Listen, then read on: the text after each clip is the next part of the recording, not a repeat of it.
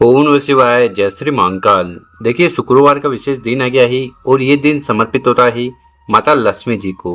तो आज के इस उपाय में आपको इस प्रकार से एक बेलपत्र लेना है, 11 चावल के दाने लेने हैं और विशेष तरीके से माता अशोक सुंदरी जी को प्रसन्न करने के लिए शिवलिंग पर जाकर ये उपाय कर लेना है। इस उपाय करने के बाद धन संपदा में वृद्धि होगी। आपकी जो भी कामना है, चाहे व्यापार को लेकर हो, नौकरी को लेकर हो, पूर्ण होगी। समस्या भी समाप्त होगी।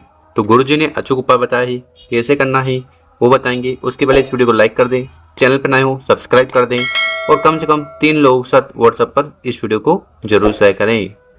तो आज की इस वीडियो में हम आपको 3 उपाय बताने वाले हैं। तीनों उपाय में से जो उपाय आपको सर्वश्रेष्ठ लगे, अच्छा लगे, जरूर कर लीजिएगा। जानते हैं पहला वाला उपाय। इस उपाय करने के बाद आपकी जो भी कामना है, इच्छा है, दिल की बात है, वो पूर्ण होने लगेगी। अब वो कामना चाहे आपके कार्य को लेकर हो, आपके बिजनेस के लेकर हो, या अगर आपकी जॉब को लेकर, नौकरी को लेकर हो। तो इस वाले उपाय के लिए जो सबसे पहले सामग्री चाहिए वो है चावल के दाने। कितने दाने लेने हैं? आपको गिनकर 11 चावल के दाने लेने हैं और वो अखंड होने चाहिए। कहने का मतलब है कहीं से खंडित टूटे फूटे ना हो। इसी के साथ जो अगली सामग्री है वो है तांबे का लोटा। तो इस प्रकार से तांबे का लोटा लेकर उसमें आपको अपने घर से, किचन से शुद्ध जल भर लेना है। साथ ही साथ जो अगली सामग्री है वो है बेल का पत्ता। तो इस प्रकार से एक बेलपत्र ले लीजिएगा और फिर इन सभी सामग्री को इकट्ठा कर कर महादेव जी के मंदिर चले जाना। सुबह शाम किसी भी समय इस उपाय को कर सकते हो।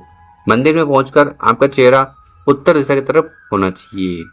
तो देखिए, आपकी जानकारी के लिए बता दें, शिवलिंग के ऊपर चावल के दाने का उपाय करने से कार्य बनने लगते हैं, आर्थिक स्थिति सुधरती है। बेलपत्र का उपाय करने से आपकी जो भी दिल की बात है, इच्छा है, पूर्ण होगी। तो इस उपाय में करना क्या है, जो 11 चावल के दाने है ना, एक एक चावल के दाने को उठाना है, जल के लोटे में सम्मिलित कर लेना है, मिला लेना है। ठीक, उसके बाद क्या करना है, वो हमने आपको जो एक बेलपत्र बताया था, उस बेल के पत्ते को उठाना है और अपने सीधे वाले हाथ में इस प्रकार से बेलपत्र रख लेना। डंडी होगी आपकी तरफ और जो पत्ती होगी वो शिवलिंग की तरफ। ठीक, उसके बाद उस जल के लोटे को उठाना है और जिस हाथ में आपने बेलपत्र रखा है, तो ठीक उस बेलपत्र के ऊपर आपको लोटा रख लेना है।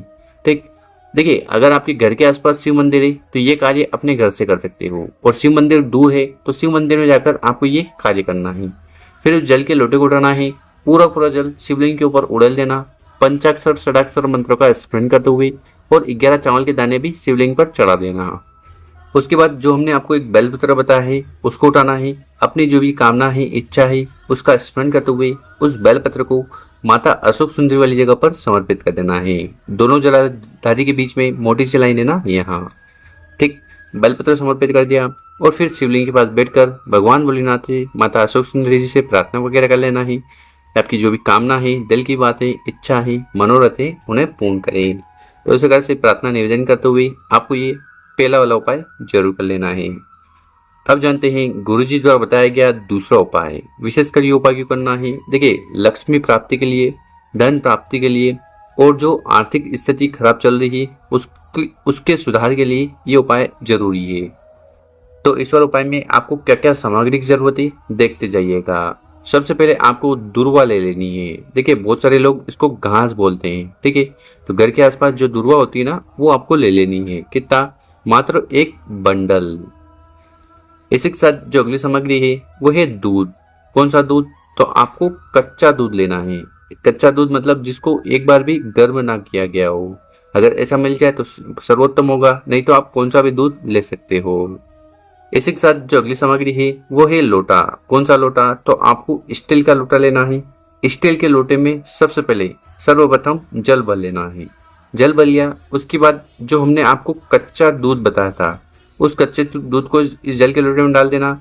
साथ ही साथ जो दुर्वा है उसको भी आपको जल के लोटे में सम्मिलित कर लेना है और ये जल का लोटा तैयार कर लेना। और इस उपाय की सबसे अच्छी बात तो ये है कि इस उपाय को अपने घर से ही कर सकते हो। घर में कहाँ? देखिए, घर में अगर आप चाहो तो मंदिर के समक्ष कर लो, या आपको क्या करना है, विष्णु भगवान का कोई भी स्वरूप हो, जैसे लड्डू गोपाल हो गए, विष्णु भगवान की मूर्ति हो गई, पोस्टर हो गई, तो उनके समक्ष भी कर सकते हो। तो देखिए, सबसे पहले आपको क्या सामग्री की जरूरत है, आपको इस प्रकार से एक पटिया लेना है। मतलब जो लकड़ी का पटिया आता है ना, वो आपको ले लेना है।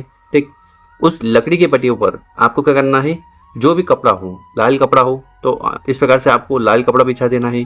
लाल कपड़ा नहीं है तो जो पीला कपड़ा है वो पीला कपड़ा बिछा देना। ठीक, उसके बाद जो भी मूर्ति वगैरह है उसको आपको उस पट्टी पर विराजमान कर देना है।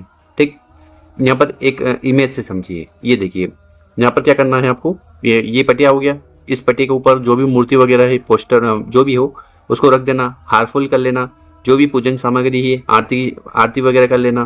ठीक, इतना उपाय हो गया। उसके बाद क्या करना है, हमने आपको जो दूध बताया था तो आपने दूध और जल और दुर्वा तीनों को मिक्स कर लिया था, तो उस दुर्वा को आपको उठाना है। मान लीजिए ये दुर्वा है, इस दुर्वा को उठाना है और आपको जल को छिड़कना है। कहाँ जल छिड़कना है, तो विष्णु भगवान की जो मूर्ति है, ठीक है, उसके ऊपर जल छिड़कना है। कितनी बार, तो आपको 108 बार जल छिड़कना है और एक मंत्र बोलना है। मंत्र है ओम महालक्ष्मी नमः।